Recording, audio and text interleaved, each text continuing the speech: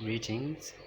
We again back under our topic business documents, and this I've been able to look at most of the documents, and at this point of time we shall be handling our last one. Our last one, and that is about reports. So this video is going to be about that. We are going to look at reports, and actually, just to tell you ahead of time, this will take us some good time. We're going to look at a number of things, because the main type of report I'm going to look at is the research report or the research report. The rest of the reports are easy to write. The report that has a lot of work to do is the research report. So we shall have a lot to look at. So what you have to do is to stay tuned. If you've not yet subscribed to my channel, you may subscribe and put on the bell button, such that we move together the same pace. Every video I post, you're updated, you're notified, and then you watch it. So that we move we'll be on the same page every time. So in this under this topic of report writing, we're going to look at a number of things. They are like, we shall have minimum 11 videos, and those will be the 11 things we shall need to look at. So first of all, shall look at what a report is, the different types of reports, and then we shall look at because you're looking, like I've told you, considering a research report. So you need to know, as you're making your research, you may find that you need to use the internet. But besides the internet, even with other sources that you use for your information, there are some things you need to put into consideration to see that actually the information you're getting is reliable, credible, and it is based on facts. Because when we are looking at a search report, or when we are looking at reports contain facts, because it is from that report that sometimes conclusions and recommendations about a particular topic are made. So meaning the information in that report should be factual. So that's why we shall look at the second thing we shall be looking at is what can you use to see the credibility and reliability and so on of the information source. If it is a book, if it is internet, so we shall look at that in details.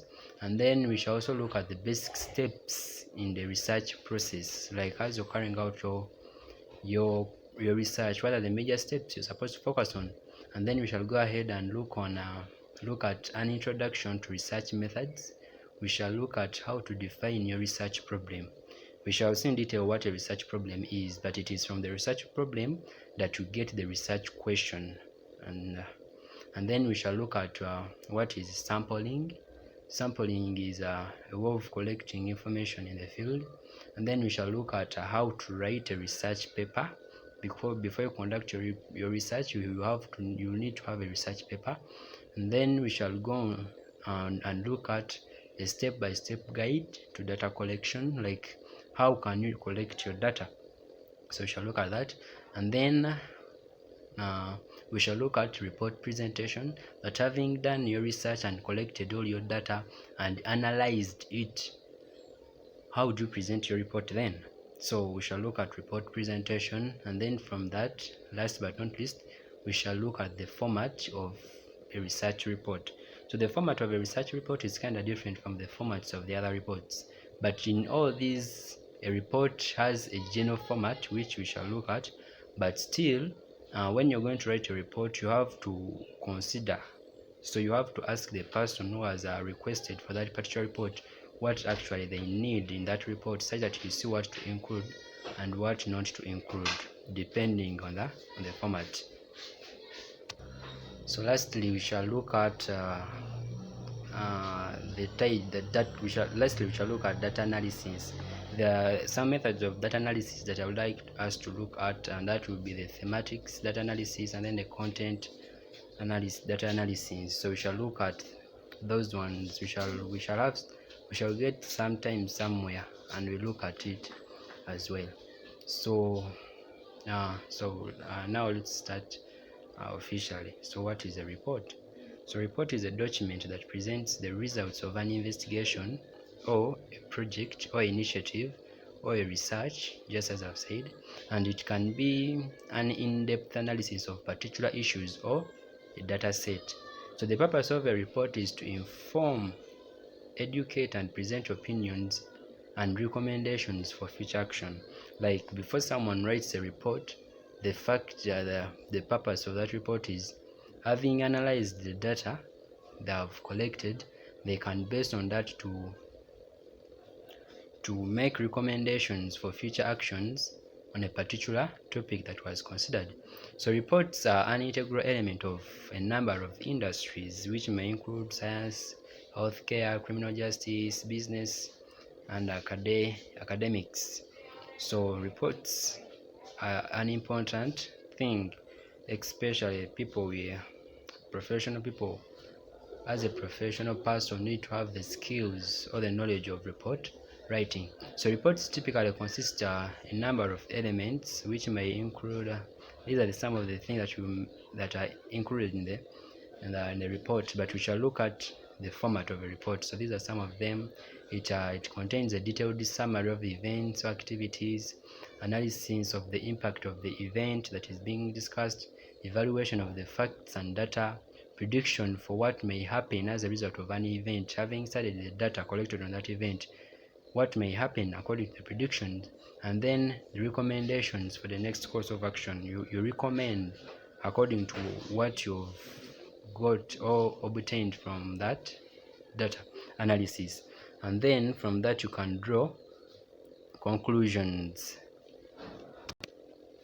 So like I've said, many occupations involve writing reports as a primary responsibility, which requires the professionals in those fields to have their skill and knowledge of report writing. So an example are doctors. They must write medical reports that present their analysis of certain patients or cases. Then police officers as well, they write details of interrogations and confrontations and so on and so forth. The same applies to project managers. They write regular reports that keep their supervisors updated on how a particular project is developing. And all of these reports must be well written, accurate, and efficient, which means the person writing that report must have that skill and knowledge when it over report writing. So the types of reports, we are going to look at just a few of them. There is an information report, then we have a periodic report, and then a search report. So there are a number of reports. I just go to those few. So in this video, we're going to concentrate on the search report, as I've been mentioning earlier. So what is a search report? So we are going to look at a search report from definition to the final stage. We are going to look at everything in between there.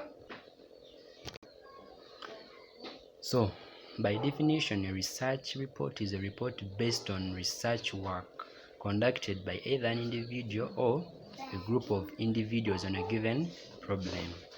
So for example, let's say we can have let's say an example we can have is an Indian oil company that might have asked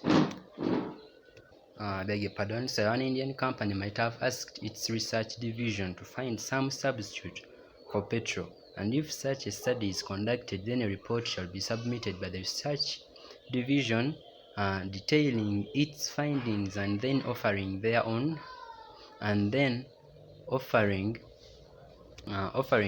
suggestions, including the conclusions at which the division has arrived at as to whether such a substitute is there, and if it is there, can some be put to use with advantage and effectively. So all details shall be asked and has to be given. So such a report is a result of a research, and you call it a research report. So these people have to conduct a research, and then they, from that research or from that data collected, analyze it and then present it with the recommendations and conclusions. So other examples can include reports by university students and reports by university students which are carried out at the end of their course programs. That is how it is. By the end of each course program, every student is supposed to provide a research report. So therefore, this topic will be of great importance to such groups of people, like I've mentioned earlier, the university students and then different people in the different professionals, and they will need to follow through this study we are going to have on this topic. So we're going to look at how to write a report. This is not a report format. No, this is not the format of a report, but this is just how to write a report, like the procedures. So knowing how to write a successful report can make you a valuable asset in your current workplace or an appealing candidate for new employers. That's why it is encourageable that you get this skill. So here are some steps that you can follow when you're writing a report. Step number 1, you decide on the terms of references. I'm going to summarize the steps and then we shall look at them in details. So step number 1, you need to decide on the terms of references, conduct your research, write an outline, write a first draft, analyze data and recording findings, then recommend a course of action, and then edit and distribute. So that the steps involved in writing a report. You determine the terms of reference, conduct a research, and so on. So I'm going to look at each of them in details. So when it comes to deciding the terms of reference, many formal reports include a section that details the document's term of reference, and these items include what the report is about, why is it necessary, when it was written, what its purpose is. So that is some of the information may include in the terms of reference of that report. So you need to decide on them. And then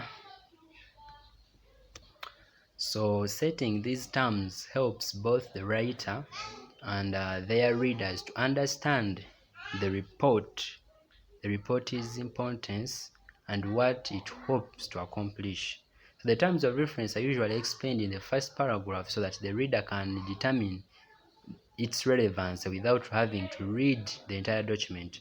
So setting concrete terms early on will help you create the report's outline and keep your discussion on track throughout the writing process. So then the other thing would be conducting your research. So most reports will require you to collect a store of data that directly relates to your topic. So you may already have access to this information if, for example, you're a doctor who has copies of patients' medical charts. However, if you are tasked with analyzing an issue or investigating an event, you will likely need to spend some time requesting, finding, and organizing the data. So, interpreting data and formatting it in a way that your readers will understand is an important part of writing a report. And then you may need to create charts, graphs, or timelines that make your raw information easier to comprehend. And then you also need to carefully cite your sources and keep track of where and how you find your data in order to present it professionally. So that is some of the details you need to consider. So most of these things, we are going to look at them into deeper details as we proceed. And then the other thing is writing an outline. So that what I've said when it comes to conducting a research, we shall look at it in details. And then writing an outline is the next step to construct your report's outline. So this typically looks like a bulleted or numbered list of all the different sections in the document. Your report's outline might look similar to something like it may have a title page, table of contents, introduction, terms of reference, summary of procedures, findings, analysis, conclusion, and then reference or bibliography. So that is a simple outline of what a report may contain, as I've just said it out. That is how. So in the format, we shall be looking at each of those items in details, but that is what a report contains. So what to include and what not to include, it will depend on the person who has asked the report. So normally, before you write a report, you must ask the person that has asked for it whether it is really necessary to have a report, because sometimes people ask for reports, but when a report is not needed, another option can be used. So you must ask the person whether the report is necessary, and if it is necessary, what should you include. So you should help each other to determine what is necessary in that particular report. So just to emphasize, like I've said, so the order of these sections and whether or not you decide to include them all will depend on the specific type of report, how long it is, and how formal it needs to be. So the most important thing to do when writing your outline is to include all the necessary sections and eliminate anything that does not directly contribute to the report's purpose. So for this video, I'm going to stop here, and then we shall continue later on with the next video. Thank you for watching. Share this information to other people who may think that may need it, and subscribe for more. Stay tuned.